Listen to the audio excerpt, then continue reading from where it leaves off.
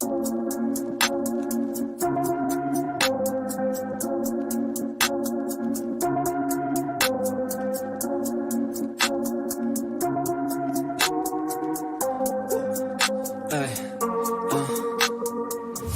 wait up, I've been working hard every day, living dreams for a pay stub, yeah, straight up. 5 years later, like I said, I would make it on my way up. It's all up, coming from the nation, laid a foundation, true stuff, yeah, too tough. We ain't giving up on our dreams, everything is ahead of us. Stay true to your path, it's not where you start, it's all where you're at. It's where you end up when your back's to the mat. Do you cripple to flat or get up off your back? Deliver these facts to see them react. The stadium's packed, they all gonna snap. The motivated attract, the escalated attack. The frustrated hit back, yeah, we move fast. I wanna change everything, I swear I'll do anything, just to get where I wanna be. I won't stop till I'm free, I won't stop till I'm free. I won't stop, no, I won't let go, I won't drop, no, and I won't let go. I won't stop, no, I won't let go, I won't drop, no, and I won't let go. It's automatic, I'm always getting after it. If you ain't working, I don't understand what's happening. There's not enough time just to be imagining. You gotta take some action towards practicing. I know it's not easy, but you gotta get out there, make your own meaning, can't afford to have doubts. They'll interrupt dreaming, I just wanna look out there, the crowd all screaming. I wanna change everything, I swear I'll do anything, just to get where I wanna be. I won't stop till I'm free, I won't stop till I'm free. I won't stop, no, I won't let go, I won't drop, no, and I won't let go. I won't stop, no, I won't let go, I won't drop, no, and I won't let go. I won't stop, no, I won't let go, I won't drop, no, and I won't let go. I won't stop, no, I won't let go, I won't drop, no, and I won't let go.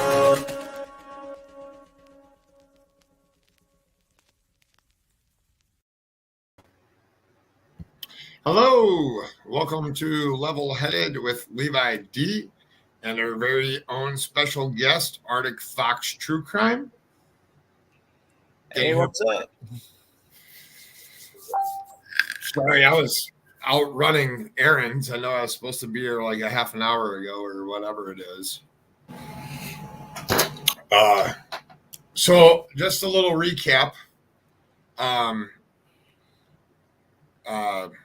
Kyle went missing with the 3 kids on July 6th, somewhere around 11 to 1 o'clock, and that would be 11 p.m. to 1 o'clock a.m.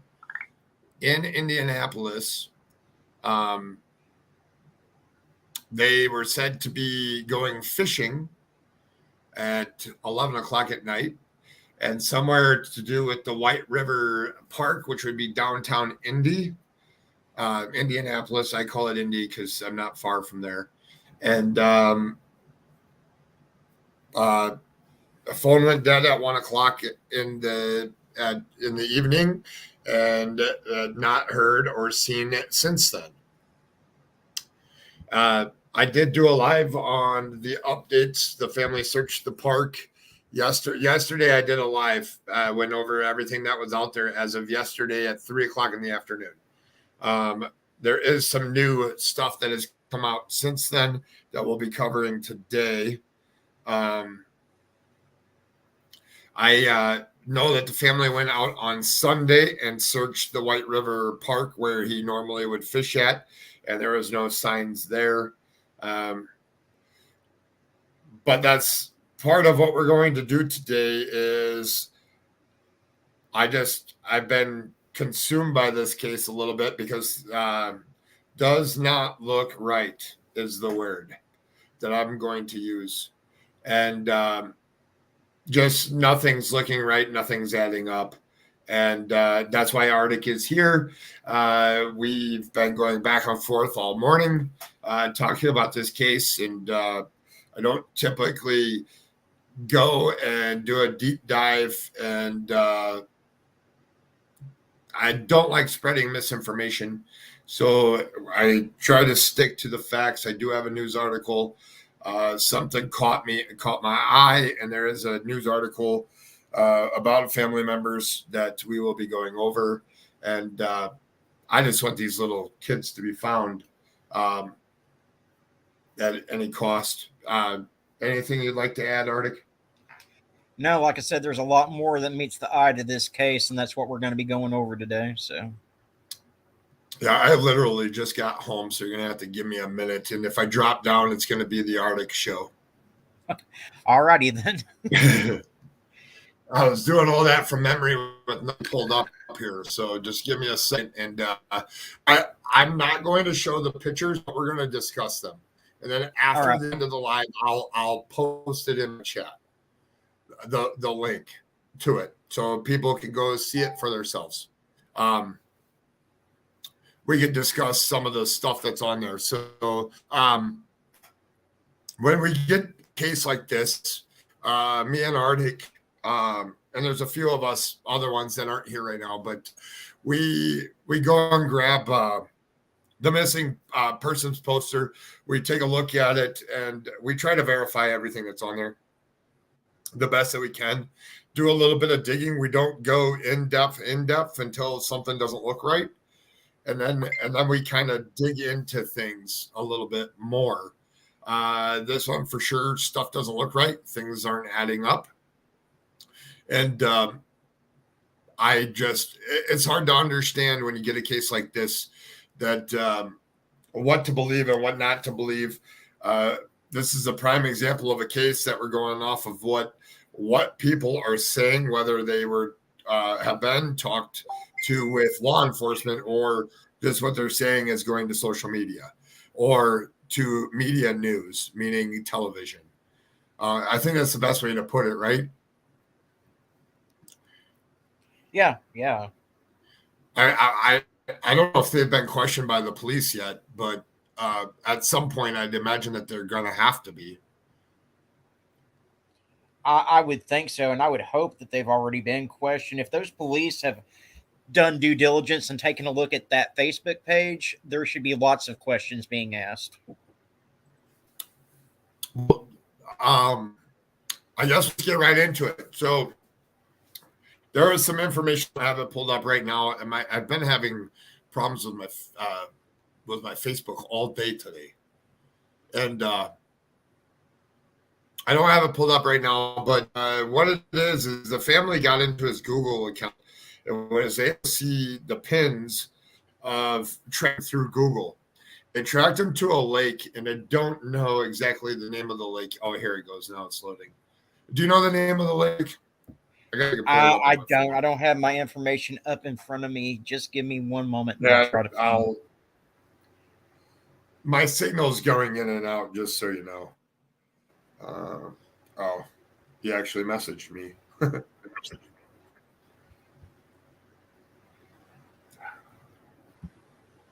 Hold on here 1 second. New info. Family and friends are searching this water near Troy Bluff on city's southwest side. They tell us this was KYLEMOORMAN's last known location based on tracking his Google account. Moorman and his 3 kids have been missing since Wednesday night. That's Fox 59 News and had reported that. That was yesterday. So I guess family was searching that area.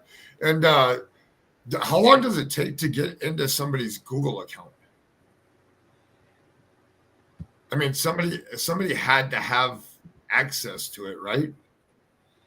You would think. I mean, if he was signed in on one of his computers or something, or tablets, and they had access to the tablet, it wouldn't be anything to get into his Google account. Yeah, but don't you think they would have got? Well, I guess unless they didn't know the password and they finally figured out what it was. That's a possibility. But I mean, if he was already signed in, they wouldn't have to have the password. So, yeah. I mean, like, you can, if you've got the password to my computer, you can log on to my computer and you're already in my Google account because I stay logged into it. So, Oh, that's true. Me too. So that makes sense. They did track it. They were searching around that area. They also were doing some magnet fishing there to see if they could find a car. That was all done. But let's talk. I'm not going to talk about the signs that they use in the Facebook post, but I will talk about the guns that are in the Facebook pictures. I don't know if the one gun that's in his Facebook picture, if it's a high-powered rifle, semi-automatic. He was claiming he shot 150 rounds out of the gun. Somebody asked him if they wanted to sell it to him, and then it had a target up with like where all the shots were at on the target. What do you think about owning? I'm a gun guy. I own guns, but I don't own a gun that like that. I mean, I've shot one, I've rented one and shot one. I just don't have a use for one. What is your take on owning a gun like that? Well, here's the deal. I mean, number one, I don't think anyone needs to have an AR-15 or an AR or an AK-47. That's neither here nor there. My problem is that he's actively posting pictures of him holding guns up like a gang member. He's got pictures of him taking the head off of a target. I mean, like he's out to kill someone, basically. And then he's got pictures of bullets and guns and everything all over his Facebook. And he comes across as a wannabe gang member, if not a gang member. So, yeah. And let's talk about the picture that you sent earlier on. Hello, Ted, Jack, and Jane Justice. And Jane Justice, I'll address some of the stuff that you're typing here in chat because I read some of it earlier when I was driving home.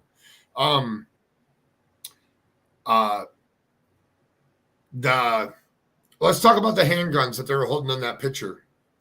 With there was 4 handguns in the picture. 2 of the handguns had either 25. They were donut clips. So a handgun, I own a handgun. I just use the regular clip that's in there because I don't need to have 50 bullets or 25 bullets to shoot a target. Yeah, it's fun. It's fun to use one, but I don't see any necessity of owning one. Thoughts?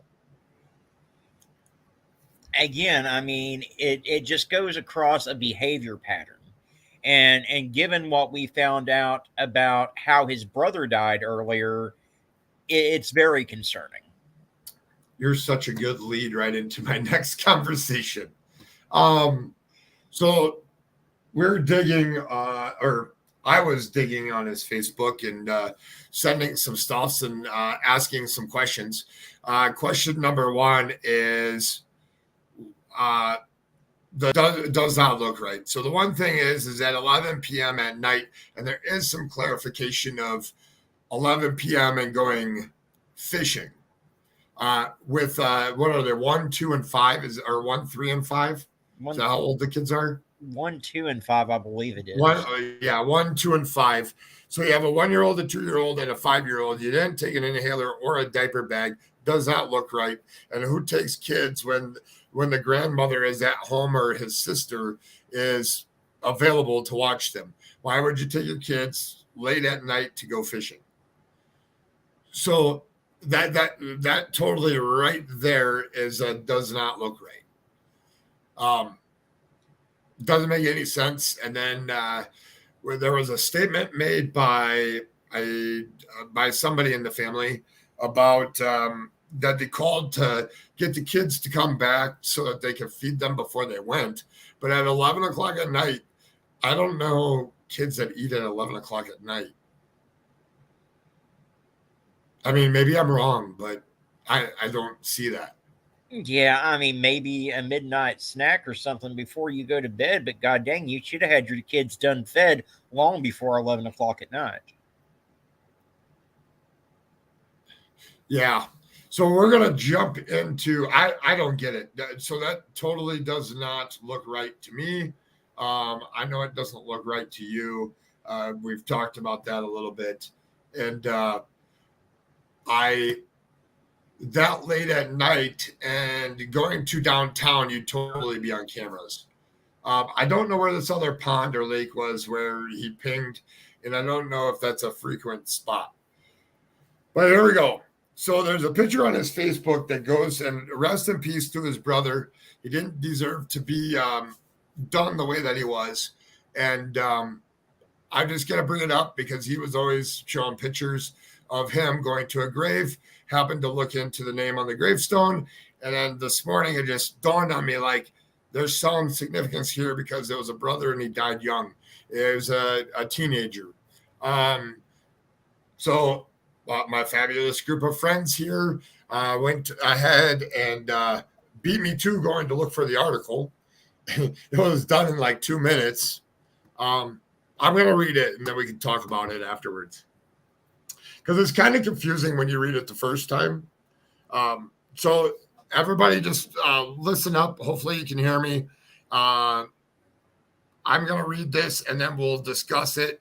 And then definitely ask any questions. I'll address questions in the chat because it is very confusing. So Indianapolis man charged with murder and shooting death of nephew. This was published 5:09 p.m. on March 24, 2014. An Indianapolis man accused of fatally shooting his nephew and critically wounding another man early Wednesday has been charged with murder.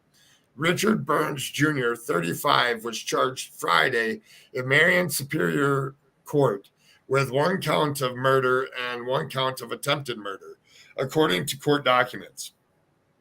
He was arrested after police were called to his father's home in the 5,000 block of Brookville Road at 2:14 a.m. Wednesday on a report of a person shot. So how far would 1,000 block of Brookfield Road be compared to the 5,000 block of Brookville Road? Or that's like right down the street from each other, right? Yeah. So I didn't catch that earlier when I read it. When I was reading it out loud right now, I caught that. And I was like, whoa, that's the same block. So I'll continue. So early story suspect in the East Side shooting has ties to another shooting incident, which is interesting. I didn't dig into that yet. So there was ties to other shootings. So upon arrival, officers found Indianapolis resident Timmy Moorman, 20 years old, in the basement with a gunshot to the head. And trigger warning for everybody out there. Sherman Wagers, 67, was found in a detached garage with a gunshot to the chest. Moorman was the nephew of Burns Jr. Wagers. Also lived at the address. So you have an uncle, or a great uncle, I guess, which would be Sherman Wagers, right? Yes. And then you'd have I'm just trying to lay this out here for them now. And then you have the uncle, which would be Burns Jr. Wagers. Also lived at the address. All right. Both men were taken to the Eskenazi Hospital, where Moorman was pronounced dead at about 4:30 p.m. Wednesday. According to court documents, police interviewed Burns Jr.'s father, Richard Burns Sr., who said his son came into his bedroom and said that he shot Wagers, Burns Jr. Burns Jr. then began ranting about his childhood and his mother's death before leaving the residence. Court documents state that at one point, Burns Jr. pointed a handgun at his father and asked him if he was afraid to die. At the hospital, Wagers, who lives in the home's detached garage, told investigators that he was in bed when Burns Jr. knocked on his door and asked for his key to the main house. Court documents state. Wagers gave Burns Jr. the key and went back to bed. Later, Burns Jr. entered the room without speaking and struck Wagers in the side of the head with a handgun before shooting him in the chest. Court documents stated. Wagers told police that he believes Burns Jr. left the room because he assumed Wagers was dead, documents stated. Renee Moorman, Timmy Moorman's mother, and Burns Jr.'s sister told police that she got a call from her father about the shooting. Court documents stated she then called 911 to report the incident. So Indianapolis Metropolitan Police Department police reports list Burns Jr. as a part of a number of shootings related investigations in recent years. In 2008, Burns fired a rifle at trespassers and fired warning shots at a former friend's business. Police report says a man also was shot in Burns' yard. In 2013, Burns was accused of shooting at a group of teens who he thought stole a number of guns from him the year before. A few months later, police were called to investigate the fatal shooting of his wife. So there we have it. That's why the guns are important. The other thing that you're going to see, I'll just take this down here real quick. The other thing that you're going to see is they're a tight-knit family, right? Correct. Am I wrong in saying that? You saw the pictures? They seem to be very tight-knit, and given how the family's acting whenever any questions are asked of them in these groups that are dedicated to finding Kyle and the kids, I'd say they're very tight-knit. Yeah, I see they get defensive over anything. So the reason why this is important is you got guns that are meant to kill other people and that were used to do that with. And then you got pictures of guns, and by all means, they have the right stone guns. And I'm not saying that guns are bad. I own guns myself, and it's heartbreaking when your uncle kills your son, or when your brother kills your son. That to me seems like, how do I put this in a way that their stories or the things that they say about the timeline aren't matching up and aren't fitting. And that would explain why the police haven't done an active search at the areas that the family were doing them at. Does that make sense? And here's something else that's concerning, because you go to these groups on Facebook that are dedicated to finding Kyle and the kids, and people start asking questions like about the phone pings. Where did it last ping? And they'll say, well, it pinged here, but that's not a place that he would ever go. Well, it doesn't matter if that's a place that you think he would ever go or not. If that's where his phone pinged, the phone, if not Kyle and the kids were there, it needs to be investigated. I would be exploring every option available if it was my loved one missing, not just saying, oh, well, that's not a place that he would ever go. Oh, yeah. Well, who's to say that there's a lot of different factors. You got a phone ping there. So whether him and the kids were there or not, the whole place needs to be searched. They said there was no tire marks of the actual vehicle. So maybe that's true. Maybe the vehicle's not even there. That's my biggest number one question. Where's this car? You find the car, you find answers. That's a very good question. And I'm also curious as to when that car was purchased, because it looks like he'd had the car for a while. Why does it still have temporary tags on it? So I live close to Indiana, as you know. I think, but it's been too long because it looks like the car was bought in 2020, right? 2019? Yeah. 2020? But there's no way that I should still, unless if for some reason the registration ran out and you had to get a new one.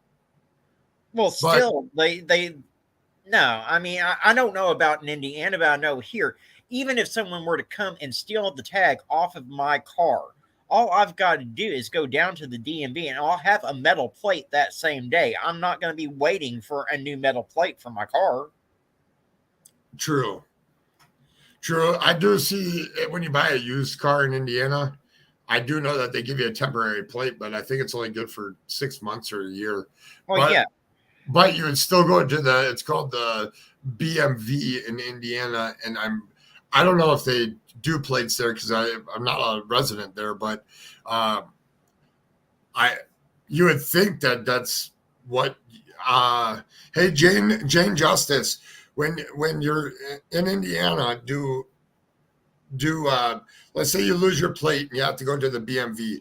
Do you get an actual metal plate right away? That's you only get 3 months on temp tags. I just got it. Yeah, that varies state to state because here in Arkansas, it's 30 days on a temporary tag, and you've got to have your regular tag after that 30 days.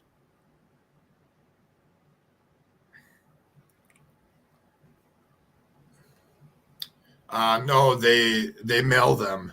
You get paper. So I guess if you lost his license plate at some point, that would make sense then.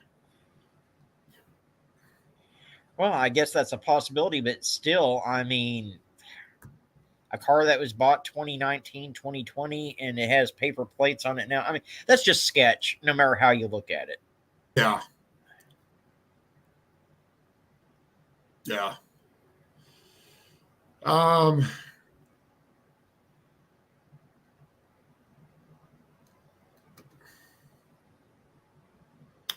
just going back through this group here real quick.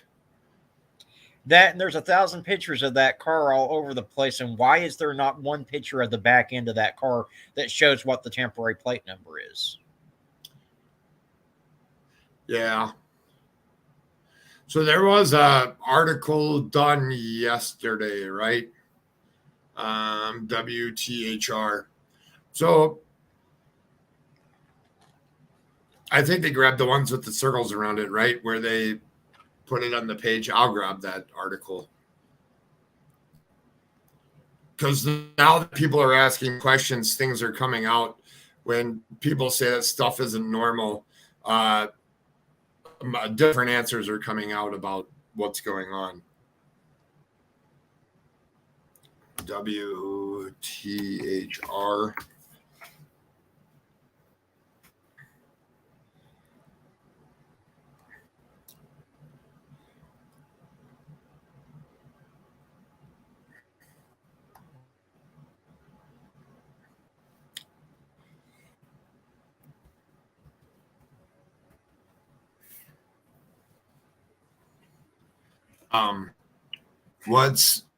That's what my son said. There's no plate pick or anything. No. Well, there's a plate of him standing in front of it with the green light on my thumbnail. It was on his Facebook page. I don't know where the other ones came from, but let's see what the most updated 2 days ago. Well, I'm just going to pull these up. Family Desperately Answers. Desperately. Oh, so 22 hours ago.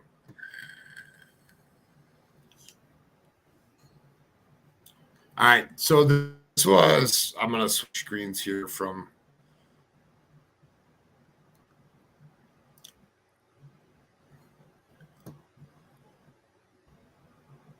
I haven't seen this, but 22 hours. Chooses to work with either Williams.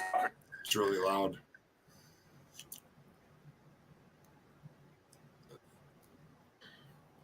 Hello, Sage. I see you, and Lisa Cooper, and Barbara Hall, Jane Justice. I'm gonna play whatever this news thing is from yesterday. I haven't seen it yet, so I'm gonna real. Fishing Wednesday night. They have not been seen or heard from since. We've had Laura breaking update in the search for the missing father and his 3 children tonight. They went fishing last Wednesday night. They have not been seen or heard from since. We've had Lauren Kostick on this story. And Lauren, the search has led the family to a new location. Exactly. Right now, the family is focused on this area just south of the city near Troy Avenue and Bluff Road. It's a pretty large lake tucked behind the trees, and they say it's the last place his phone was pinged, and it's giving them new hope in this desperate search. On Monday evening, a lake just downtown Indy became the latest lead in a search for Kyle Moorman and his 3 kids, with his phone taking him to the area Thursday morning. His last location on his phone was pinged here. That's all we're.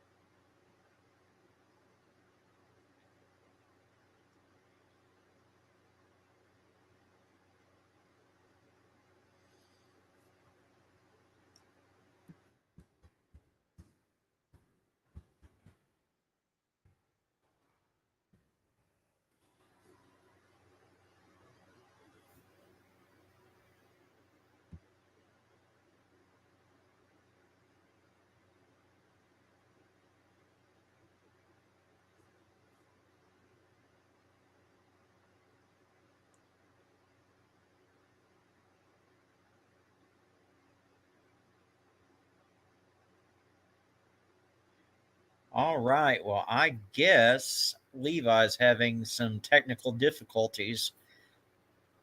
So it is very concerning anytime you've got a child that has asthma and they're going fishing, supposedly, allegedly, at 11 o'clock at night. I don't buy that. And he doesn't take the asthma medication. Now, keep in mind, we're talking summer. It's humid as all get out there, and you're going near a body of water. Now, anyone that suffers from breathing difficulties knows that that's just asking to trigger an asthma attack and to trigger a problem with your breathing. And yet he did not take any asthma medication for that child. And you're right, Mountain Girl, that's way too late for anyone to be out supposedly fishing. And then he didn't take a diaper bag for at least 2 of those kids are still in diapers for sure. And he didn't take a diaper bag with him of any kind. I'm not buying it. I do not buy it at all. Yeah, exactly, Bling. I don't go anywhere without my inhaler. It's I don't know. I mean, and here's the thing too. I mean, everything that we're seeing on his Facebook page, and given the fact of how his brother died and everything, I'm thinking more along the lines that he went out at 11 o'clock at night to do some type of deal, not to go fishing. That's the only thing that makes any sense to me. I mean, and that's alleged. That's in my opinion. We don't have any fact of that. But that's the only thing that makes sense to me. And I would be real curious to talk to the biological mother of these kids to find out why she lost custody and how Kyle ended up with custody. Because if he was deemed the better of the 2 parents, I really want to know what she's got in her past. Well, you can hear me? Yeah. It says I have signal strength of 1, so I might get bumped out again. I was curious because somebody was asking, and I'm going to say this is in my opinion, but I read someplace that somebody was asking the question, if they're now going to talk about the mother seeing the kids because it was all kept secretively. So I want to know, is that truth that the mother was seeing the kids secretively, which it is what it is, but if that's the case, is that what he was really doing? I don't know. It just doesn't make sense that somebody would call him at night.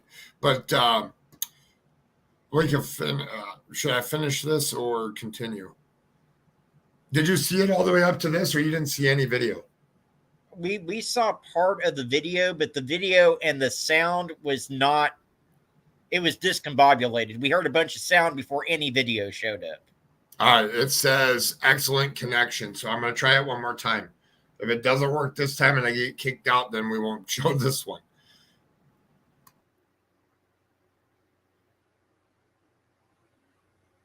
And let me know. I'm going to push play, but let me know that you can hear it, okay? To get you that breaking update in the search for that missing father and his 3 children tonight. They went fishing last Wednesday night. They have not been seen or heard from since. We've had Lauren Kostick on this story tonight. And Lauren, the search has led the family to a new location. Exactly. Right now, the family is focused on this area just south of the city near Troy Avenue in Bluff Road. It's a pretty large lake tucked behind the trees, and they say it's the last place his phone was pinged, and it's giving them new hope in this desperate search. On Monday evening, a lake just south of downtown Indy became the latest lead in the search for Kyle Moorman and his 3 kids, with his phone tracking him to the area Thursday morning. His last location on his phone was pinged here. That's all we really know right now. Dozens of family members spent the evening combing through the wooded area, even finding a baby bottle near the water, which was collected for evidence. But despite pleas from the family, IMPD did not call a search team Monday, but was there to assist. I know we're not getting no help from the detective on this case. He doesn't feel it's fit for us to have cadavers and dogs out here to find my baby's scent, which I think is bull.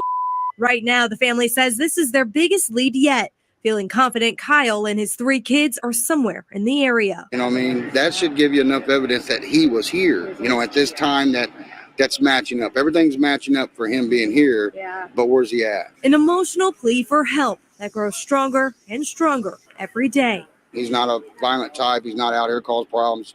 He's a happy-go-lucky guy, and he's just, we just need to find him. And Lauren tells us that police are saying that Kyle's car was added to the department's flock camera system. Exactly, but so far nothing has come up. They are looking for a black 2009 Saab with green headlights. Anyone with information can call 911 and IMPD's missing persons unit or Crime Stoppers at 317-262-TIPS. All right. Well, Mountain Girl, I think part of the reason why they're not taking the dogs out there is just like part of the reason why Timmy's case isn't getting the full attention it deserves. If they feel like there were drugs involved or if there was some type of gang activity involved, they're not going to do their full diligence to try to find him. That we just know that for a fact. We see it time and time again.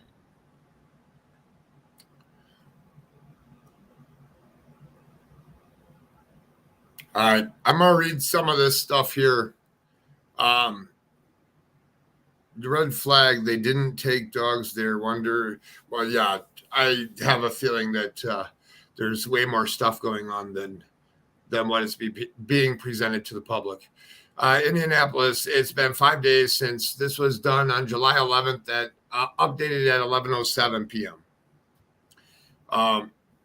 It's been 5 days since Kyle Moorman and his 3 children disappeared.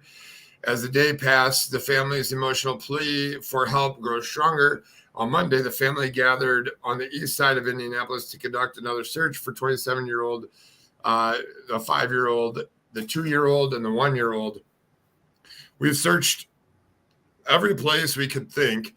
There's not a fishing hole or a pay lake, creek that we have not been to and looked, said Natasha Hayes, Kyle Moorman's biological mother. Hayes said late Wednesday night, Kyle took his kids fishing. It's something he does often.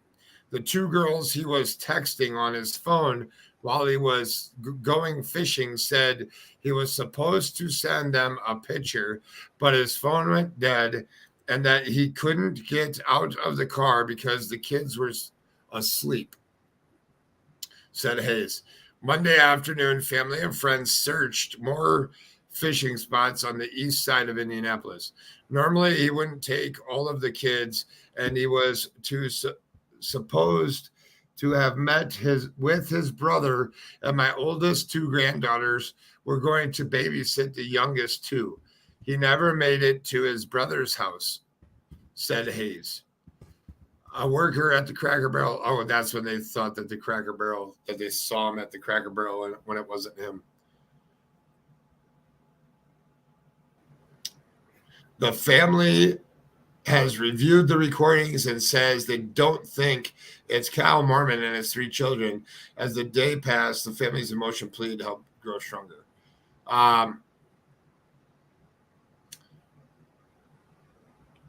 Then they do a plea out to him. So at 11 o'clock at night, so they play this, right? So they talk about this. I'm so glad we could all take this trip together, son. Yeah, and kayak made getting here so easy.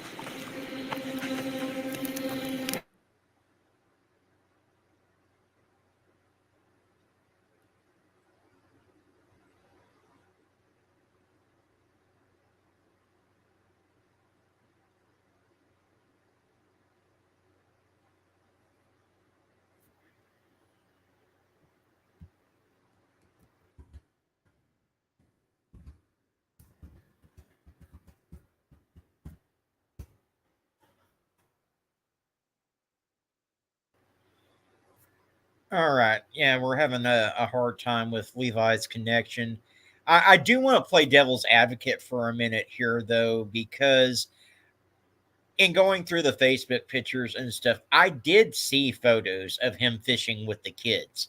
I just find it very, very difficult to believe that he would take his kids fishing at 11 o'clock at night. Now, there were no tire tracks near where that baby bottle was found, which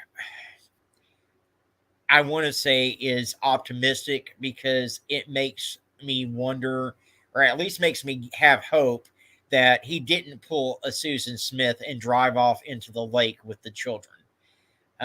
Because that's one of the things that came to my mind when we first got this case presented to us, was that he may have done something like that.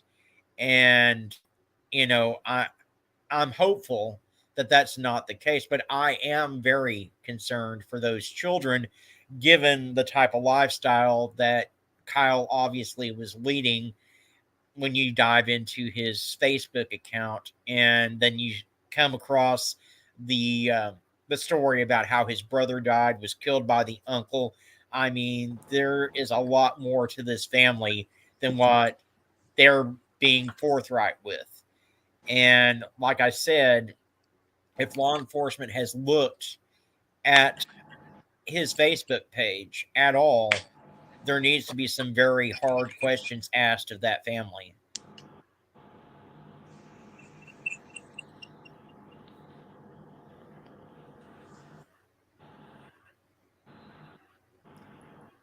Six pay lakes and 2 just recently closed. Yeah, I mean, there's a lot of lakes out there, I'm sure. And of course, it's that time of year where people will be doing a lot of fishing, but, you know, not at 11 o'clock at night. So I don't know.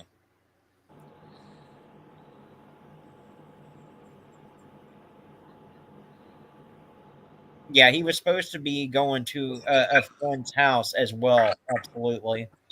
And then, you know, I don't know. You've got him texting these girls and stuff when he's supposed to be fishing with his kids. That seems a little off to me too, but, you know, that's just me.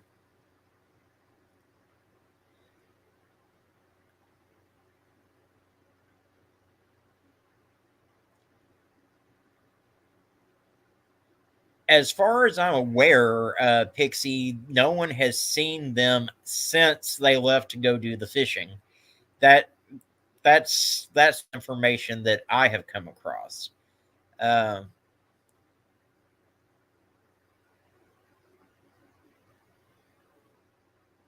Yeah, see, that's the thing too, Jane Justice. That's what I was thinking, that if they had gone to a pay lake, there should be camera footage of them.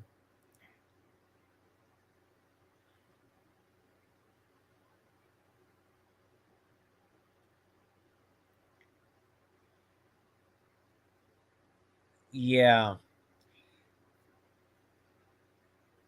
But yeah, as far as I'm aware, Pixie, they weren't seen after. Now there for a moment there were reports that they may have been seen at a Cracker Barrel restaurant, but after further reviewing that footage, it was determined that it wasn't Kyle and the kids at that Cracker Barrel restaurant, which I had actually reported on that they may have been seen there, and then I took the video down after it was determined that it wasn't them. So Mountain Girl, as far as I know, no one has witnessed seeing him and those kids that day after they left. But Levi may know more than I do. I haven't seen. I know that they talked to him on the phone at 11 p.m. Supposedly left from the house.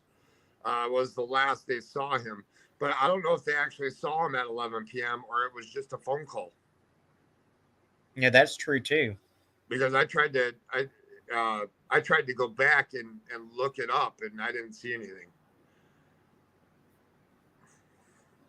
I reset my internet. Hopefully that will work.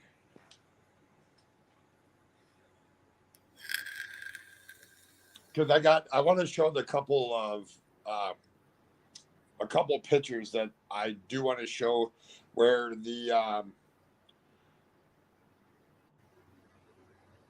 where it shows some conflicts in what they're saying.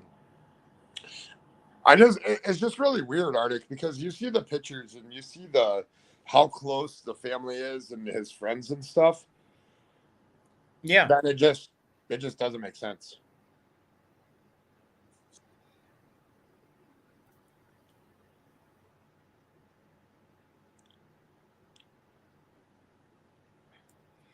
Well, I had to laugh at that news video clip that you played too, where the guy's talking about what a easygoing guy he is without a violent nature, and then you go and you look at his Facebook page, and that's not so much the case. So, yeah, I agree.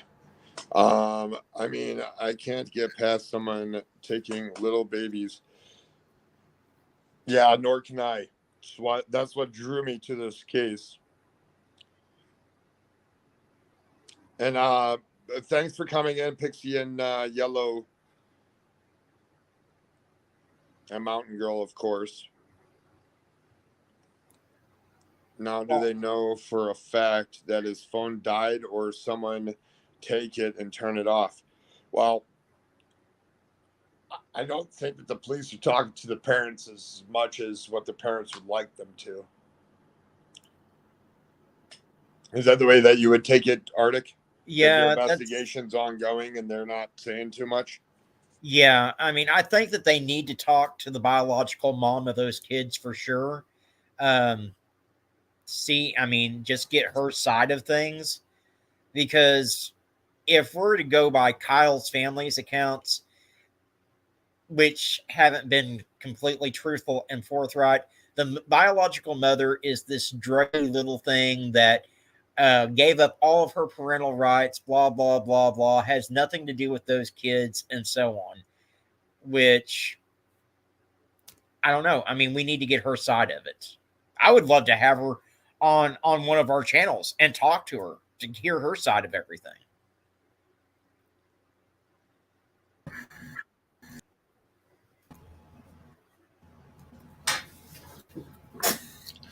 Oh, definitely. At least one of them speak. Right? Here, I can show this because it's not going to take any audio to do it. So I will share this. You can hear me all right, Arctic? Yeah. Okay.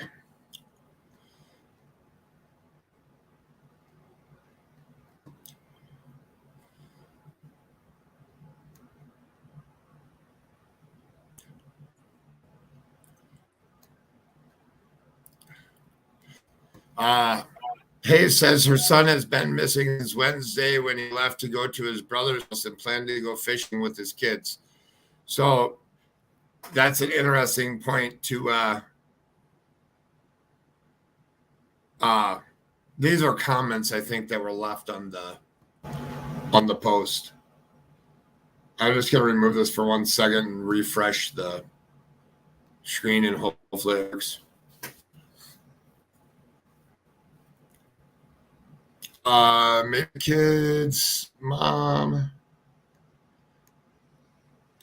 the kid's mom set something up, possibly. Well, maybe. That was a theory that was had too. My father was selfish, man.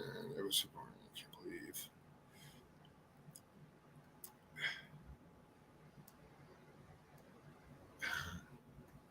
I just wanted to update that. Hold on here 1 second.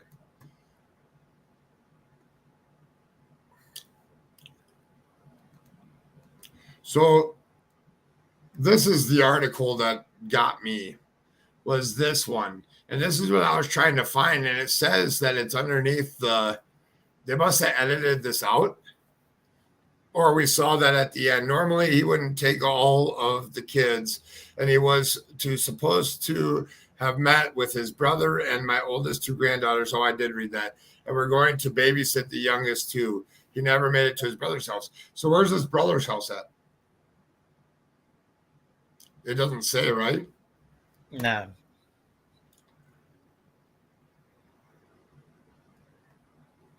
I mean, but you're supposed to make it. So the story starts that he left to go fishing around 11 p.m., right? But then the phone call that dropped was at 1 p.m. or 1 a.m. I'm sorry, at 1 a.m. So where from 11 to 1, that's 2 hours. So if he was supposed to go to his brother's at 11, then why was he not there and somewhere else until 1 o'clock when his phone died? That's a very good question. I've been thinking about that myself.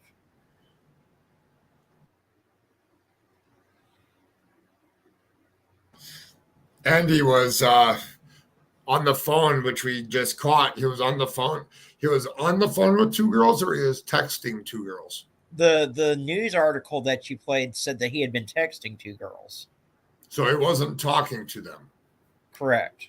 So it might not have even been him, the one texting them. That's true too. And at that point, that would be where the phone pinged at, right? Or where the Google, because once your phone shuts off, so does Google, right? So we would say that that's where the Google took them to that lake, and that's where the phone died or got shut off. Correct. Because once the phone's dead, it can't register with any of the towers or anything.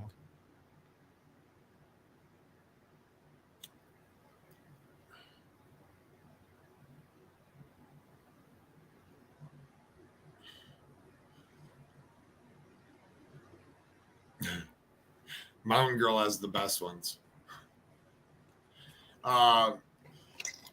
Jane Justice, it's really is insane. I don't know this. It makes me get good ideas. Where are the brothers? We should find that brother's house.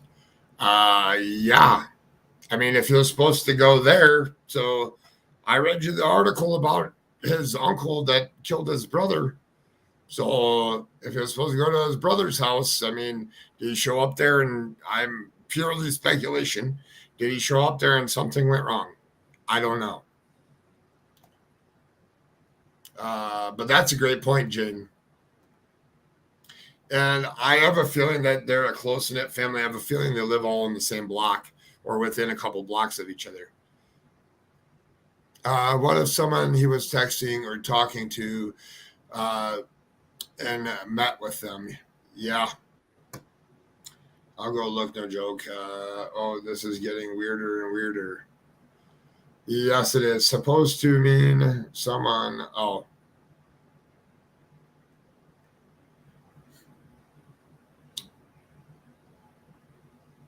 Well, so that was a theory that somebody had because it was supposedly talked about that the kids were secretively seeing the mother. So what if this is, in my opinion, allegedly, what if they met up and there was somebody else that was there, or it was a setup and the mother has the kids? I don't know. I'd imagine that law enforcement's looked at that already. Well, from what I understand, it was a long, drawn-out custody fight for him to get custody of those kids. So,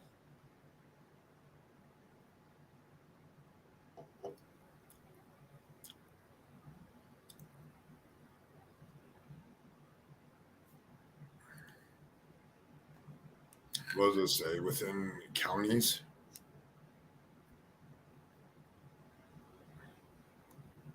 It doesn't make sense that he would take them kids fishing at that age so late. No, because you would think that the kids would be sleeping and they'd still stay in the car, right? That's what I would think.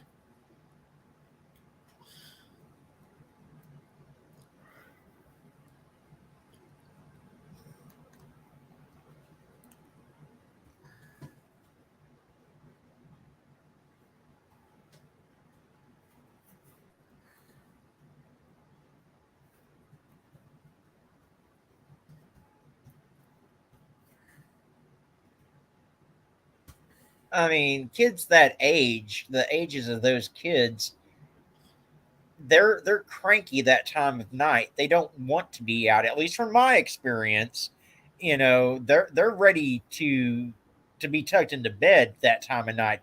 They don't want to be out and about going everywhere at 11 o'clock at night. We already did that, Mountain Girl.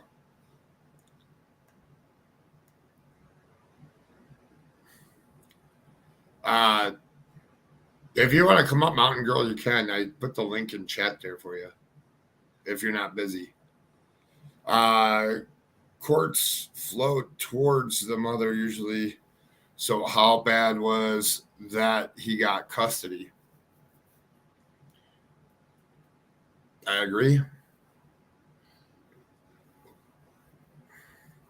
Find that Saab and find those babies. Exactly. Yeah. Exactly. Well, obviously not out on the road. So Indiana has, like I was saying in my live yesterday, Indiana, I used to go to conventions down in Indiana, and where that White River Park is, I don't know if you listened to my live yet from yesterday, but the White River Park there is where the convention center is. And that convention center is completely lit up with cameras, and Lucas Oil Stadium is right there, and cameras point over to that park.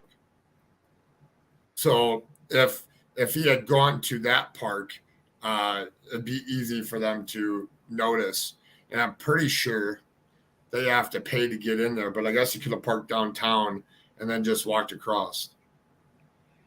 Well, here's my thing. If I was law enforcement and I was investigating this case, I would be looking at everywhere that phone pinged between 11 p.m. and the last ping they had for that phone. And then I'd be going along that route to every convenience station and every business that has cameras, looking and reviewing that closed circuit TV footage to see if they were spotted on camera anywhere along that route.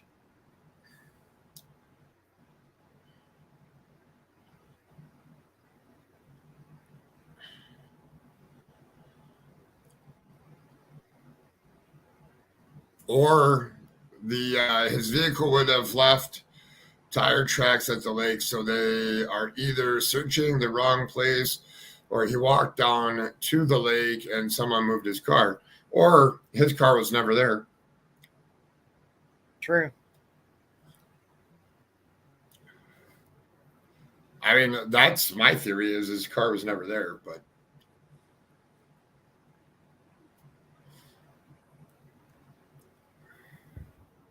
I guess 5 days.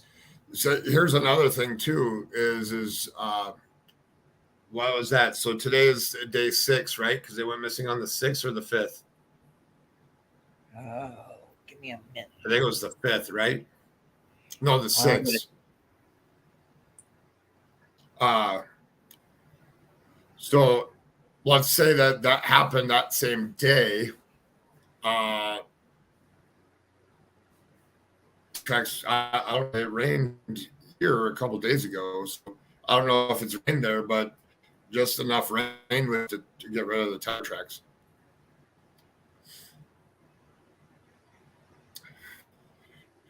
Yeah, they were last seen on Wednesday the 6th at 11 p.m. according to this. Oh, Jane, you actually went to the park? Or to where the fishing hole was? Leaving phone uncharged to get on the treadmill for 30. Of course, you always are. Maybe he was meeting the kid's mother and she set him up. Yeah, maybe. Well, did it too close to midnight? Did it rain there, Jane, at all in the last 5 days?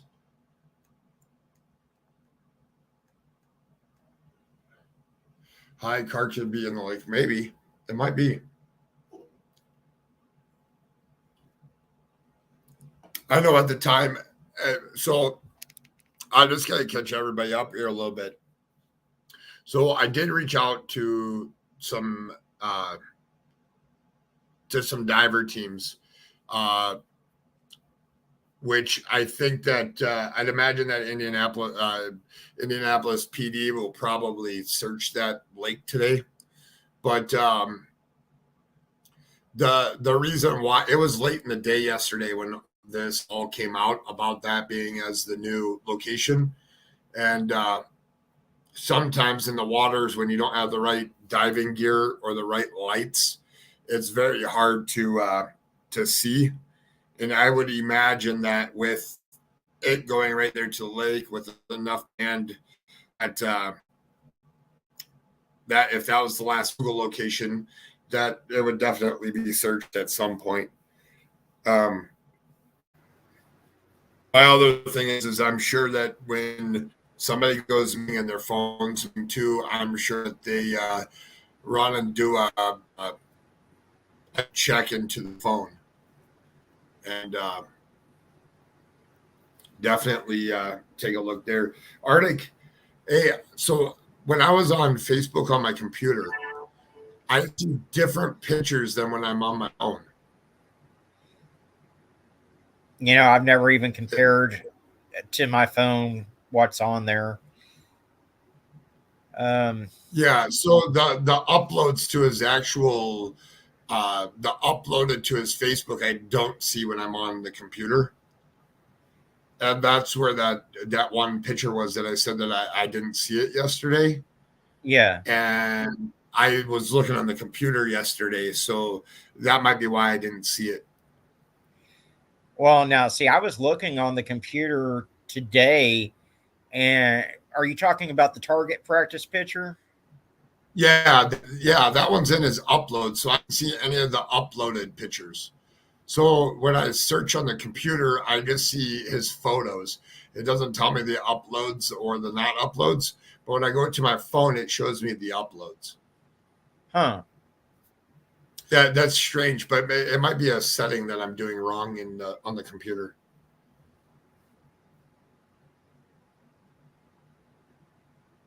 So, hey, where the wind blows, Lisa Cooper at AWP could dive it. Well, there's a group by AWP which is called Exploring with Nug. Exploring with Nug, he's from Georgia. He used to search the rivers and dive for like old guns and souvenirs and stuff. He has teamed up with AWP and he did some of his own cases. And he was in Evansville, Indiana, not yesterday, but the day before, but he was working on 9 cases, cold cases. And the first one they worked on, they didn't find anything yet. He was supposed to go to Southern Alabama in that case, but I know he wasn't doing that right away. But I don't know where the other 9 cases were that they were going to search for stuff. So it just depends, because he could be all the way in a whole nother state already. Because those guys move pretty quickly. They drive through the night and search pretty much all day. And then if they don't find anything, they usually leave right away and go to the next one. So Definitely, I left him a message. I don't know where AWP is right now. I don't know if they're what state they're in right now. I didn't look. The police don't talk to parents. It appears that way. But sometimes when there's an investigation, sometimes you can only say so much. There was a police person that was, they talked about still bringing leads and still bring stuff to them. It's just at this point in time, they weren't searching White River Park. So they were moving on to other places of interest.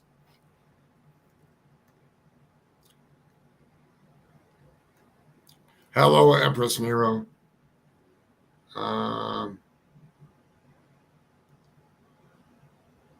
Just going to look at Timmy's info. Yeah, I don't know anything about Timmy's case. I have not dug into that one yet. Oh, that one's a wild case. Trust me. He's out of Kansas, right? No, Fredericktown, Missouri. Fredericktown, Missouri. I just saw a poster on him, but it has Kansas and Missouri on the posters. Whatever that missing group is, I saw his poster.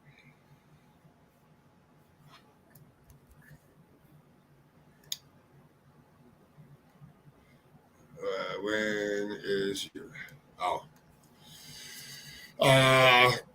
hello, Shattered Silence. Thank you for coming in. Oh, I gotta hop off. I'm sorry. Thank you so much for the update. I hope they're found safe, and I'll see everyone next time. Yes, definitely, Jane Justice. And keep your eyes peeled. If my email's in my description, in my about page, and so are my links to my other social medias. I haven't seen much today. I was out running errands. Did you? I saw when I came in here to down, there was another missing person. Recently,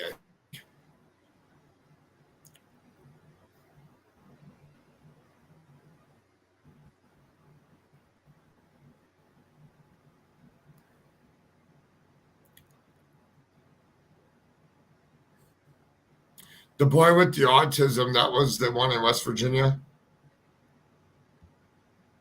Yeah, I believe so, yes. Well, autism and Down syndrome? Yes, was in, yes. Okay. West Virginia. Yeah, they just did some type of Amber Alert, Dalton, Illinois. Kidnapped girl 14 found safe. State trooper was injured in the chase. So that's interesting. So that's like 30 minutes from me. And it did an Amber Alert here.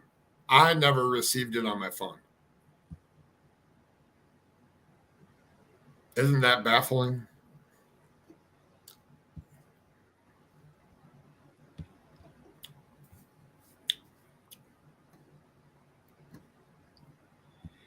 Honestly, I'm lucky if I get half the Amber Alerts that are issued here on my phone. I've had my service with T-Mobile for 5 years, and in that 5 years, I might have gotten that many Amber Alerts come across my phone.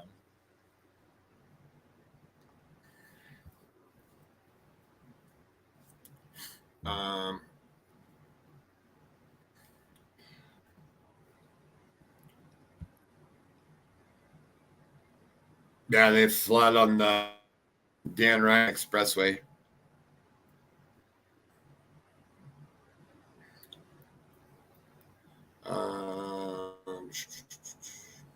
Well, the good thing is that 2 juveniles were taken into custody and all was released to their parents. So Amber Alert was canceled at 3:30 a.m. So yeah, that little boy's sad. I guess the biggest thing in this is the reason why I caught my eye is things don't add up, and that's one to follow. Is there's going to be more information that comes out, and I think that there'll be a press release at some point here, updating people. I do see it grabbing attention on social media. There was 31,000 people that were searching for his name on Facebook earlier. There was like 50,000 and some searching for his name on Twitter. So it's definitely picking traction.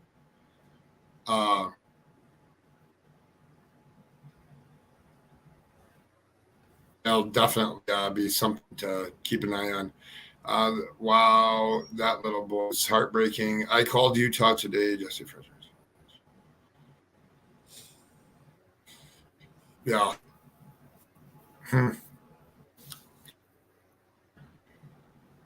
That's the hardest part, Rick, is when they're found to update everything. Oh yeah, yeah. Well, I gotta give credit to where the wind blows, because they'll email me if they've come across one that's been found. They'll be like, "Hey, this one's been found. Go ahead and update." So, I get a lot of updates from my subs, and that's very useful. Yeah, it's yep, I have some that do it for me too, and it's amazing. And it's definitely hard to keep track of all of it. After you do so many in one day, or you're like looking to see if you can find updates anywhere, some of them there's like hardly there'll be one update and there'll be one specific post and that's it. Yeah, because I mean, when you cover between 5 and 10 cases a day, there's just no way to follow up on 5 or 10 cases a day and still get your other cases that you're trying to do out. Like I said, I mean, if it wasn't for the subs helping me out with that, there's no way I'd be able to provide the updates that I provide. So definitely. So I think that's like one of the hardest things is you don't want to put out something that's misinformation. So you always have to check it before you do it. But the best way when you see the posters is by calling the number. I called on Owens. Was it Owen Lynn, the guy out of Florida? yeah, that case is weird. He's been missing for a long time. I've reached out to the mother on several occasions trying to get her to come on and talk about Owen. And it's just like she's disinterested. She doesn't want to, she never responds. And he's been missing for a hard minute too. So it's not like he just went missing. I would be exploring every avenue possible to find my son if that was my kid.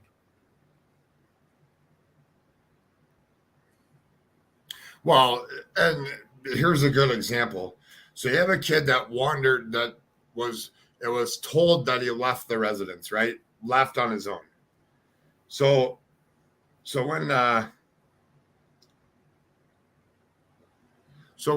you have someone labeled like him as like a runaway, that's the hard age group of them actually going and looking. And I was looking at that one on the map, and that one's like halfway. It's like halfway in between. It's not a very big community, but it's halfway in between Tampa Bay and halfway to Orlando. If you're going from Tampa Bay to Orlando, it's like halfway in between. It's not like he's like, I don't know. I guess that other one that I found in Texas where they found him like 149 miles away. I mean, I guess that could happen. I don't know. I haven't dug into that one. I haven't looked to see who his mother is yet, and to see if there's do you know, is there other family there or no? I don't know. I mean, she was the one that was posting in all the missing groups saying that she really wants to find her son, but yet when someone reaches out to her, she's not responding back at all. I've tried to comment on her posts in the groups. I've tried reaching out via Messenger, and I'm not getting any response back. No, it's been a while. That's why I wanted to do something on it, because when you go to search for him in the search bars, I think your videos, and maybe there's like one other video that's out there on him. So there's not a lot of video coverage on that one.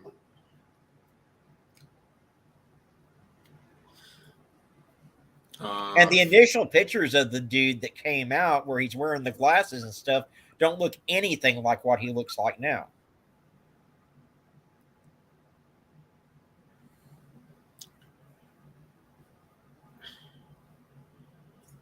Yeah. No, totally. So, like, that was like the best picture that they could have found of him. Does that mean that they got into some type of social media then? I assume, because the pictures that came out later after that initial missing persons poster, he looks like a completely different kid. Oh, yeah. No glasses and way shorter hair. Yeah, and it looks like about 2 years older than the original picture, too. Yeah. Well, I've noticed a lot.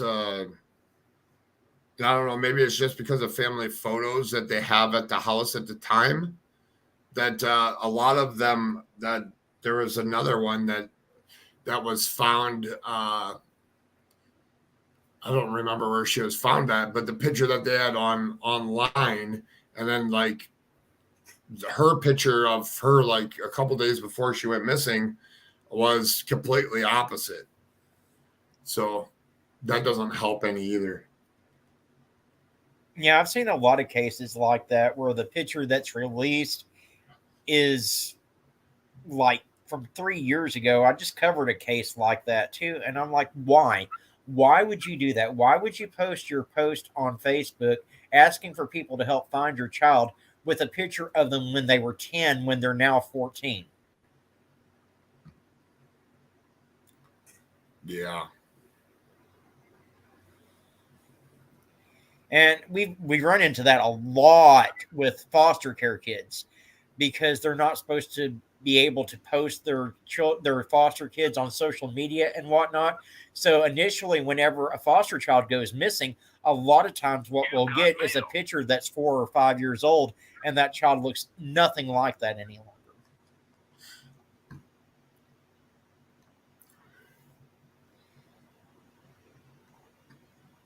Yeah, and it's unfortunate.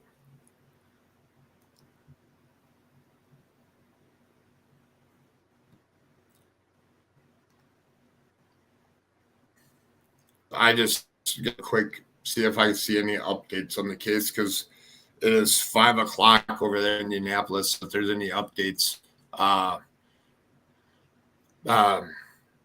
they would be coming out now.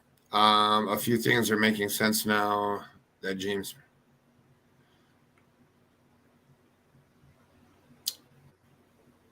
Sorry, I was just reading an update on the Dylan Rounds thing.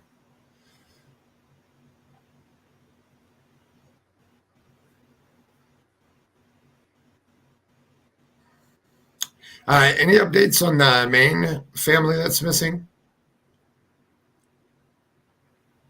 I have not seen anything come out on them, no. Yeah, the only thing I saw is they saw them in the same day they went missing. They were on a camera footage in Walmart. But I do know that their stuff is getting plastered everywhere. So the word's out. Even in Maine, there was somebody that was posting a bunch of flyers over there. So that is definitely a good thing. So if somebody sees them, they'll definitely be calling.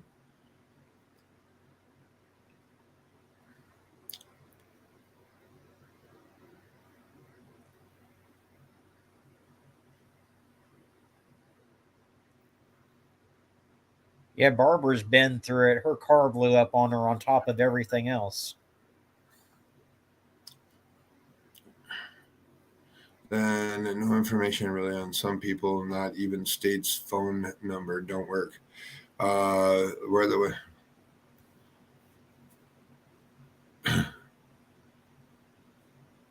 yeah. Bling's comment here. We all have access to cameras. No one can tell me that the only pic of their kid is 3 years old. True.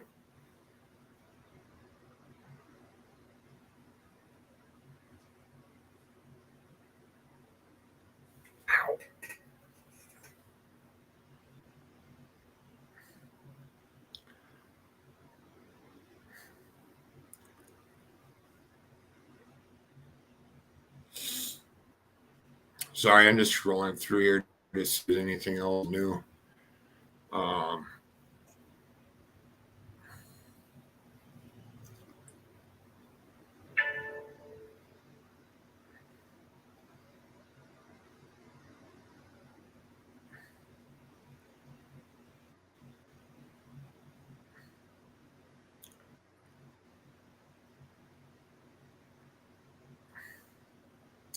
Another one went missing out of Oregon, huh? Kyle.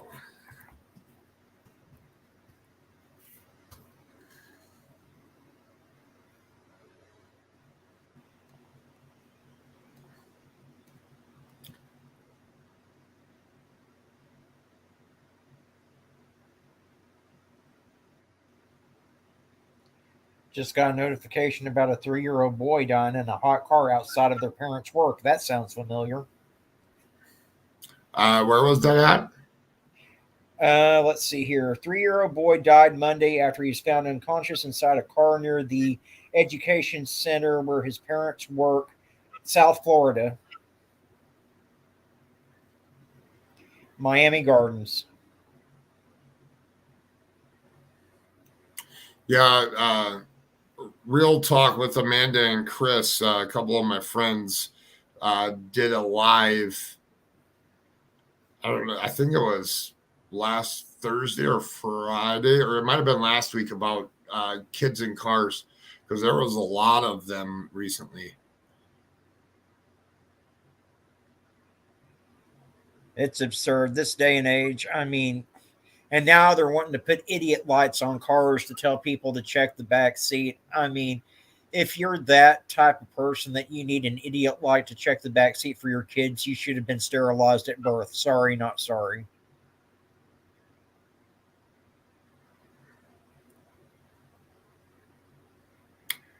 Oh, interesting. 22 minutes ago, there was a post.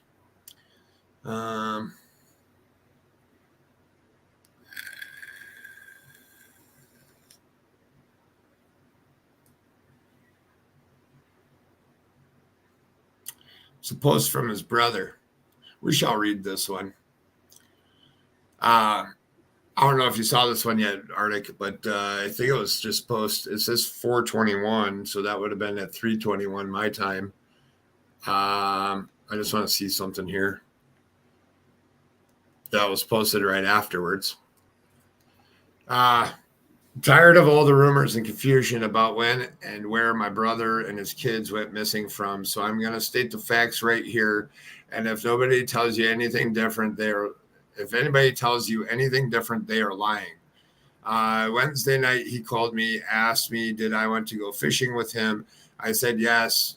I told him to come over. He was putting his kids in the car, leaving the aunt's house. And when I was on the phone with him, he asked, did I just want to meet up with him at the pond to fish?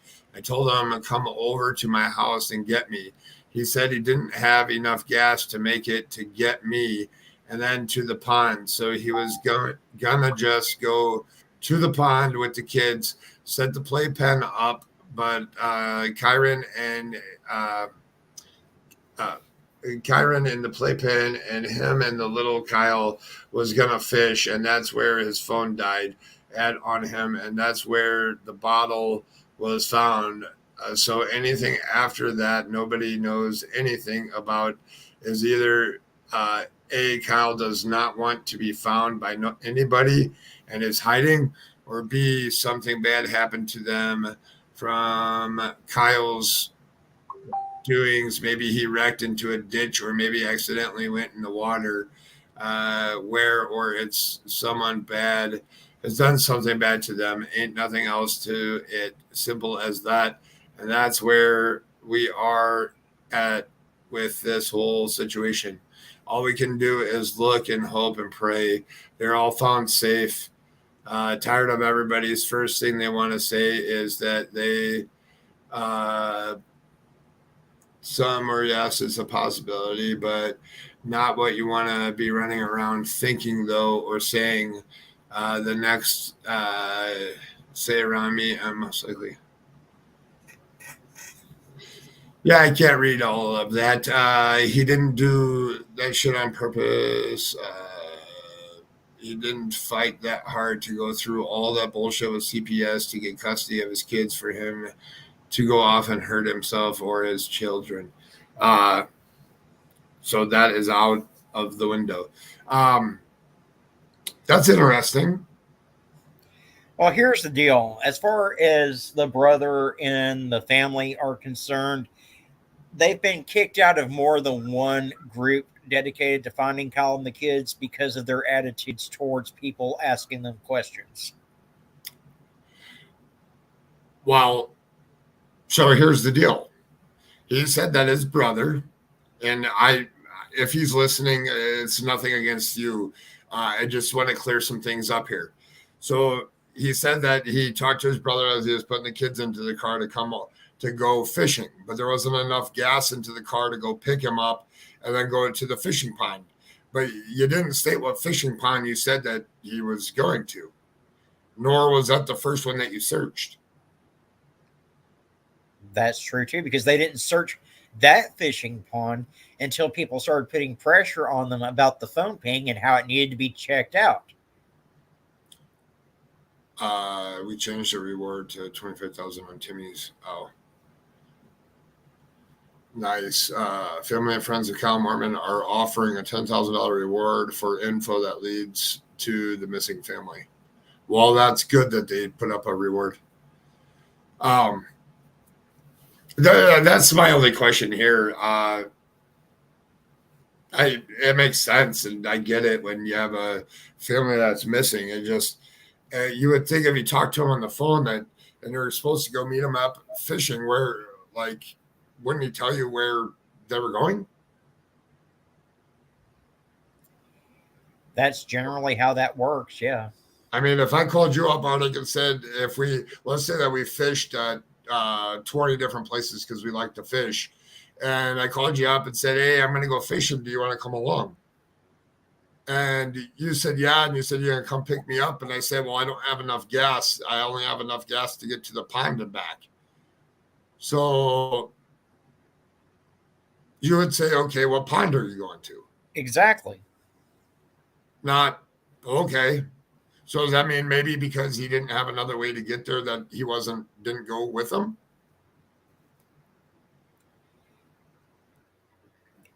Like, is that why it was never discussed what pond they were going to?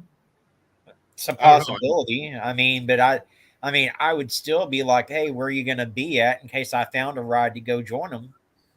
Yeah.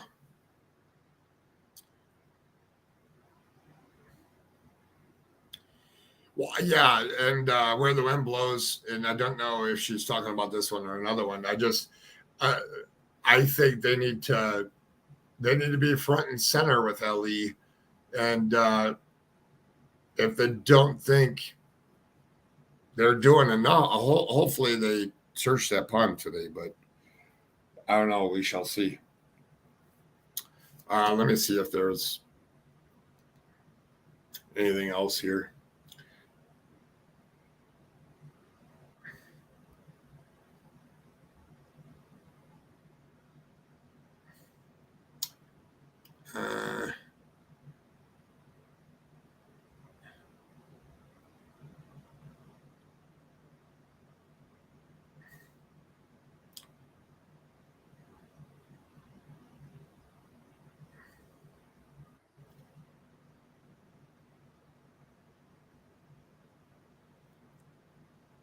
Oh, nice. I reached out to Chaos Divers, and they said they are heading to the family now 2 hours ago.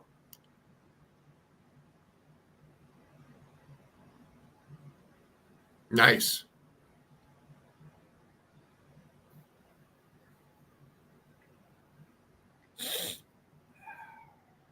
I wonder if they'll meet up whatchamacallit there, because I think he's in Indiana too. Do you watch Chaos Divers? I have not. Yeah, they're part of the AWP. They go and search they do old cold cases with the sonar in the water. They all kind of started as scuba divers finding guns and lost treasures in the lakes and stuff, and all of them did, and then they turned it around to doing good.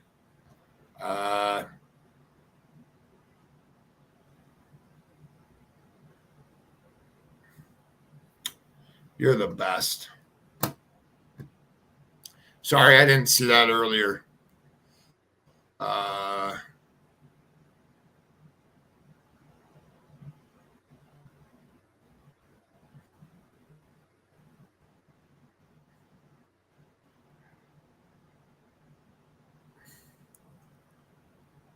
Is this from right now?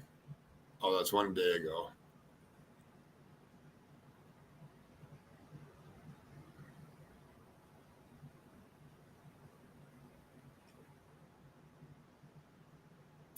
I'm just reading through the article here real quick.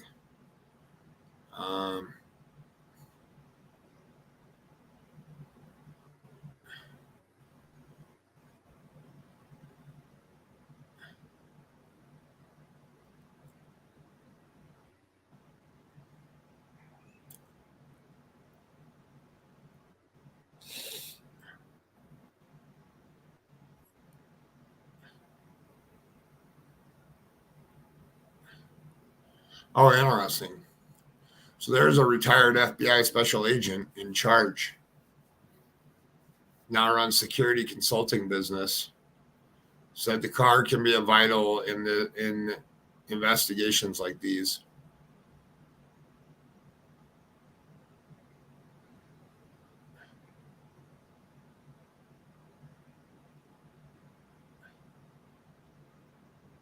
It just says that they can find the car, fishing spot or place where Moorman was known to go.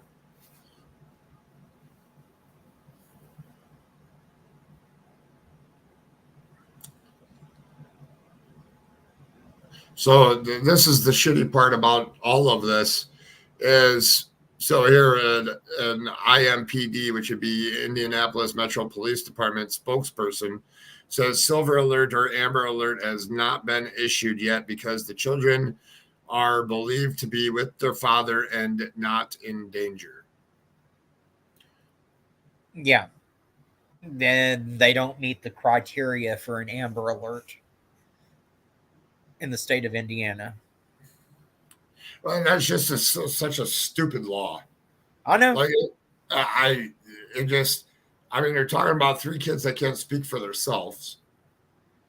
And I get it at a certain age. I get it. But, I mean, a kid is a kid, even whether it's a 16, 17, 18-year-old, they're still a kid. I mean, they don't know how to do the right thing yet.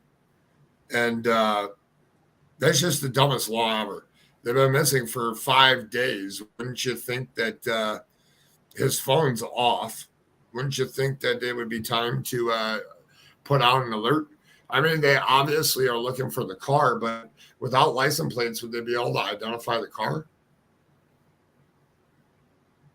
Not that I'm aware of. Now, I do think that, let me check something real quick. I think I got some information come across earlier, but I want to verify it before I say anything. Hold on 1 second.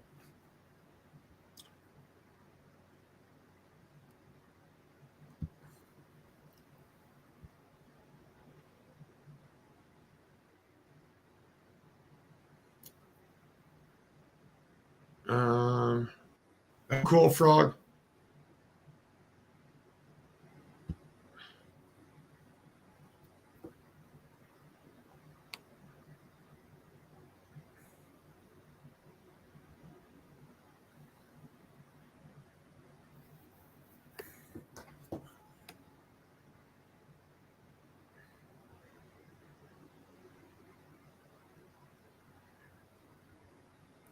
Dang it.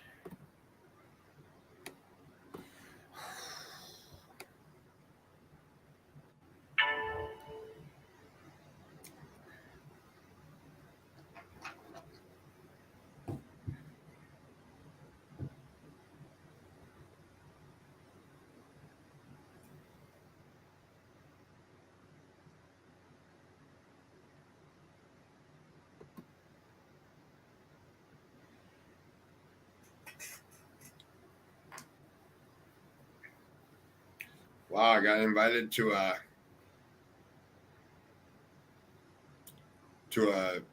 Twitter Spaces meeting. You've got mail.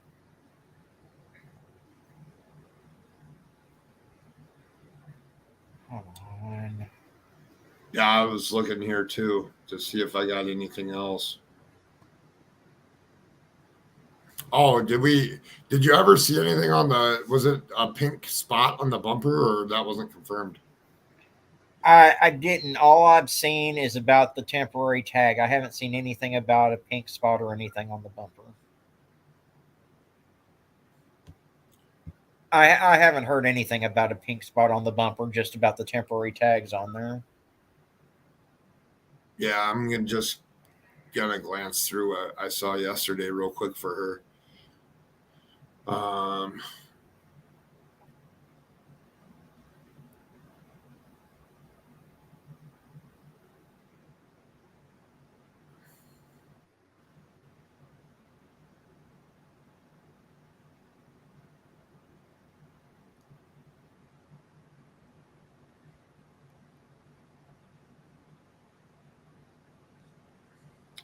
Oh, Chaos Divers will be there. What is today? Tuesday? Yeah. Oh, they're in South Carolina right now looking for Mr. Green.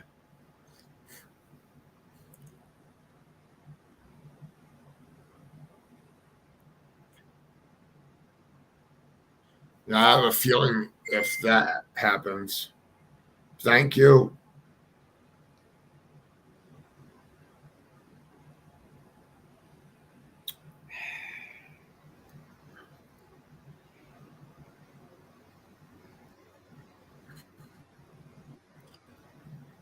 As we head out of South Carolina, we were reflecting on our trip and our experience.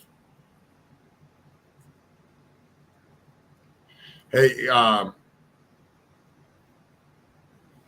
what's your name behind the scenes? We'll keep that private, but can you go search Exploring with Nug and see if he responded? Because I know he was in Indiana and I don't know where he was going next, but I imagine that he put something up.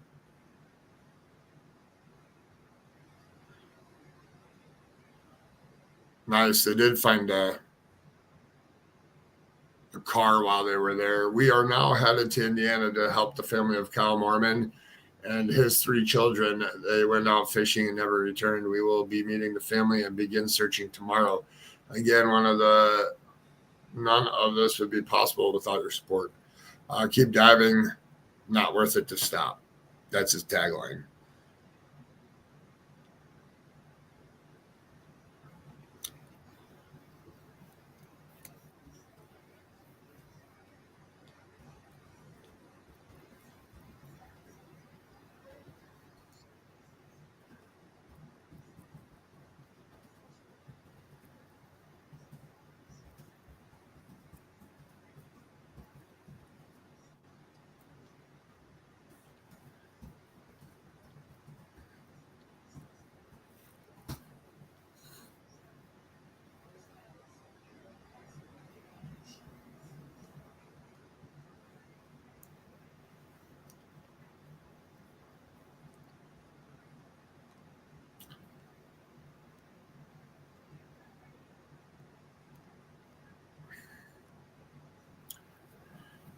Let me see if there's anything else here.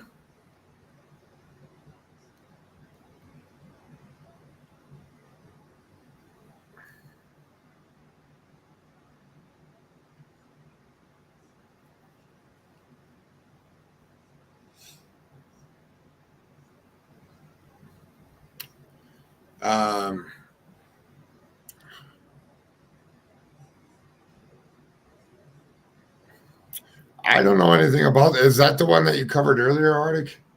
The 18-year-old mom, that the 8-month-old from Texas?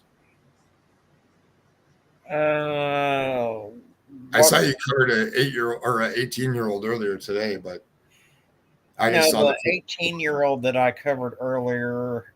Hold on. God bless. I am lost today. She was me out of Georgia. I think. No, Oregon. 18-year-old Kendra Hanks. Oh, out of disappeared in Oregon, Florida. yeah. Where the wind blows, I don't think so.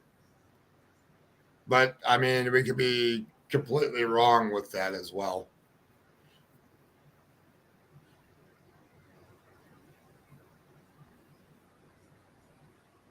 I could have sworn I had a post earlier about the VIN number for that damn car, and I can't find it now.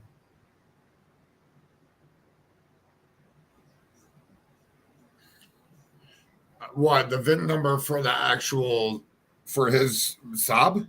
Yeah.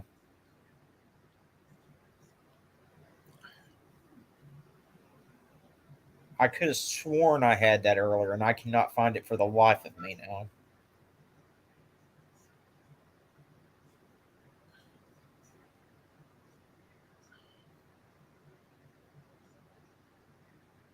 I'm looking.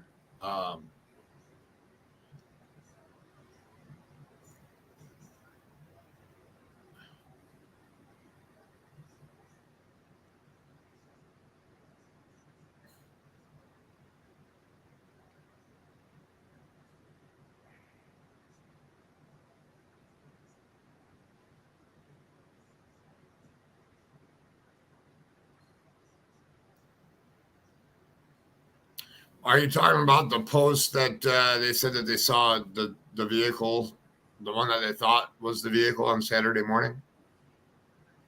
No, I don't know. Maybe I imagined it because I could have sworn that I'd come across a post that was talking about the VIN number for his particular car, and I cannot find it for the life of me now.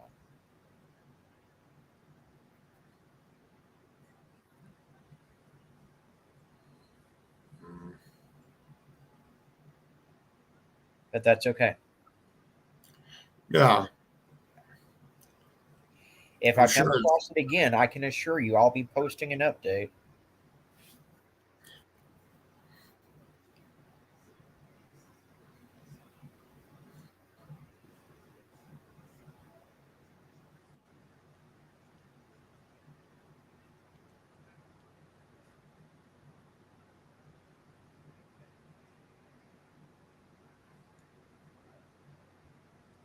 Yeah, I'm just searching where you would tell the location.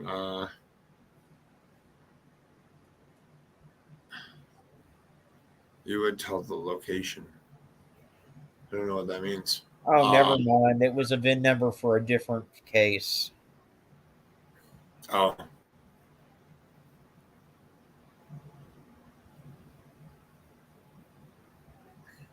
That RTV6 guy that keeps posting, I didn't realize he was the host of the actual show that tweets all the time.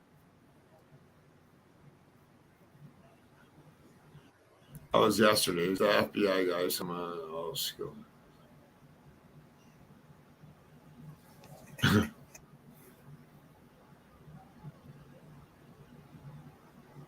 I mean, there was a lot of posts from yesterday.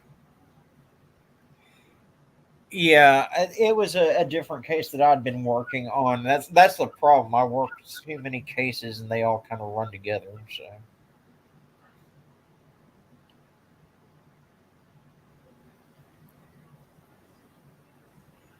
but it's a case that I did a video on yesterday, Melissa Wolf, and there's finally a VIN number for the vehicle involved in that case.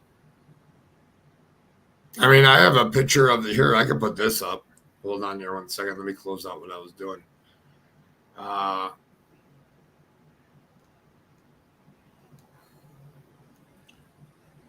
Hopefully that doesn't kick me off here.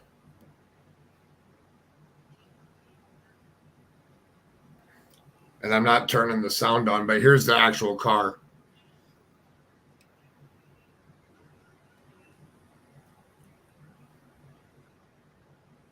So that was a green lights for blinkers too, right? Blue lights for blinkers, it looks like up front. And maybe green. I'm colorblind, so I'm the wrong person to ask. Well, that first one looks blue, but I think it's a green color. I just think it's the angle. I think it's green lights, green headlights, and green. I mean, it totally would be noticeable because it's not the regular orange.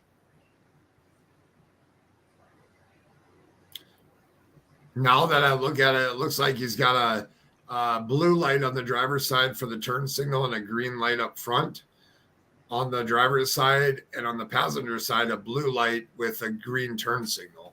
Yeah, that's what it looks like here too. Well, that's the actual car. That was posted a while ago.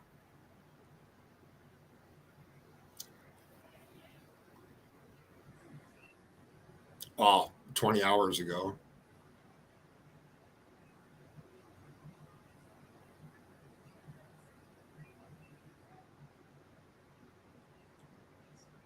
I mean, maybe this is a good classic case for them to call EquiSearch. I mean, who knows? You know what I mean? Yeah. I mean, EquiSearch Midwest would certainly get involved in it, I would think. I mean, it can be, I don't know, 3-4 hours for them. But law enforcement, I believe, has to make the request before EquiSearch will get involved. Or at least that's what I've been told anyway. Yeah, that's the way that I understand it. And yeah, I don't see anything else new. I'm just going to check the news real quick.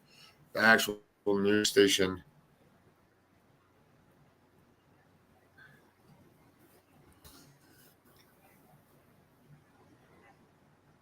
Well, and that's the difference with these divers and EquiSearches is that the divers don't really go and ask the permission. They just do it. As long as it's public waters, they don't need the permission. True.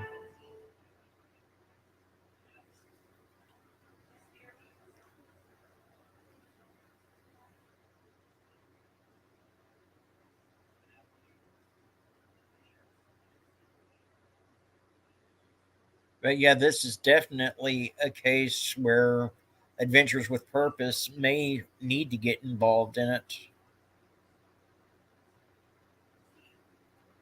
But the problem is how do you know which body of water to go and look at?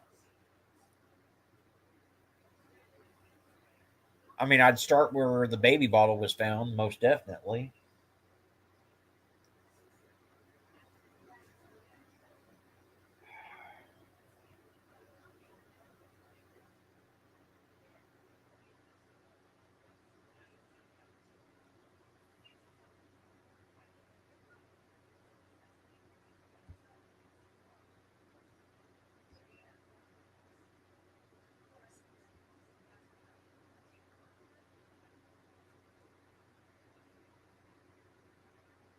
But this case just keeps getting crazier and crazier the more that we look at it.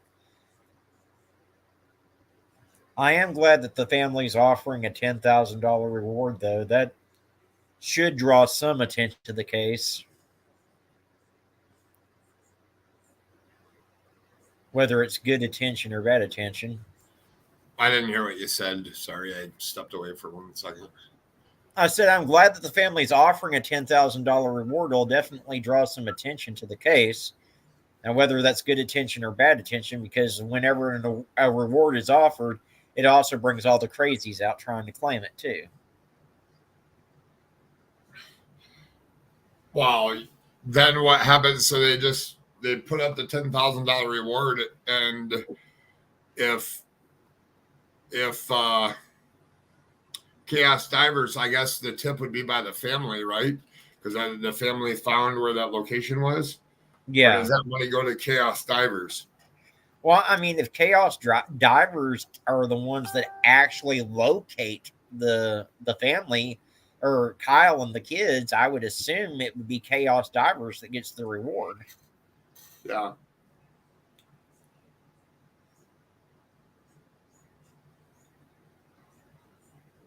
Which I'd be fine with because that they put it back into going to find somebody else. So, of course, You know, what you assume and what actually happens isn't always the case. I assumed that Car Wash James would have gotten the reward for Casey White, but that didn't happen.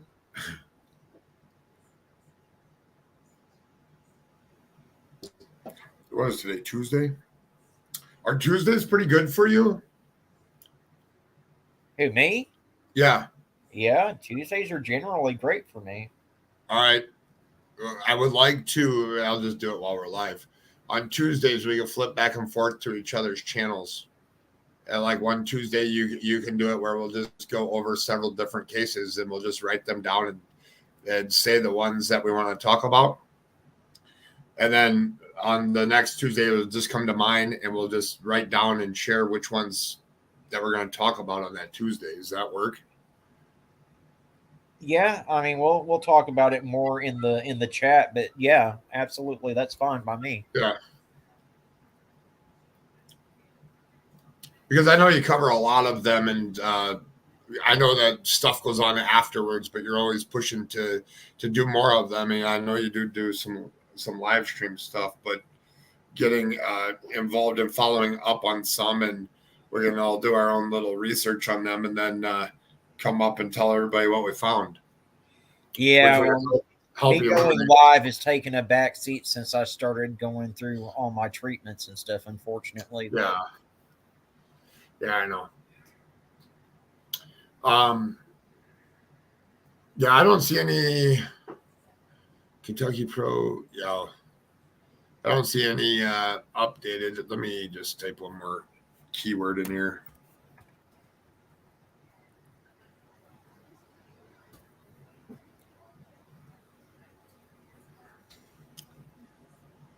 They just came out with the reward fund stuff.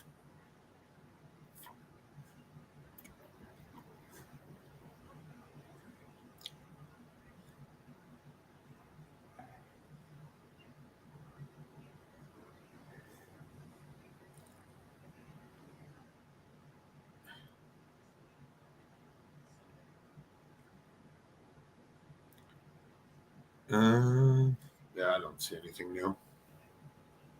Hello, Crystal Langford.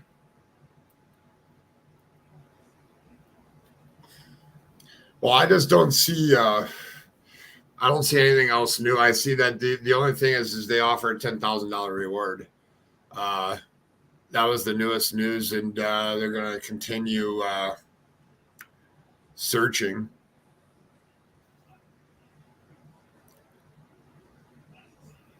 Well, if I come across anything, I'll definitely send it in the private chat. Yeah, no, definitely. I was going to close it out here, and then I think that's enough for today, and we'll just keep an eye on this. And if there's updates overnight, I would be. I don't know how far South Carolina is to Indiana, but I'm going to look it up and see how long it takes for them to get there and see once, because once Chaos Divers get there, the news will be all over it. So we'll probably be able to see some live shots or something from it. So yeah, I'll definitely be on tomorrow with some type of information. You're welcome, Tat Jax. Granny Boots, good to see you.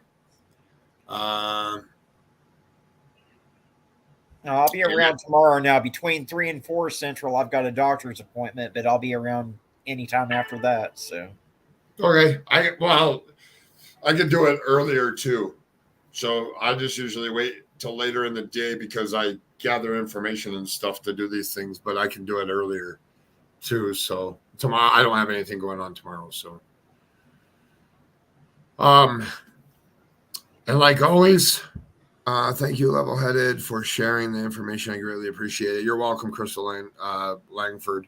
I don't know if I'm working on, well, I'm not, but my moderators are working on updating my About page. And I did put some new links and stuff on there, the social media stuff. So if you guys haven't checked it out, please check that out. If you haven't checked out Arctic Fox True Crimes channel, please go check that out. Checking Convictions channel. I know she was live earlier today. I didn't get to see it yet. I'm going to check that out this evening. And if you see something, definitely say something. And on that note, thank you everybody for coming.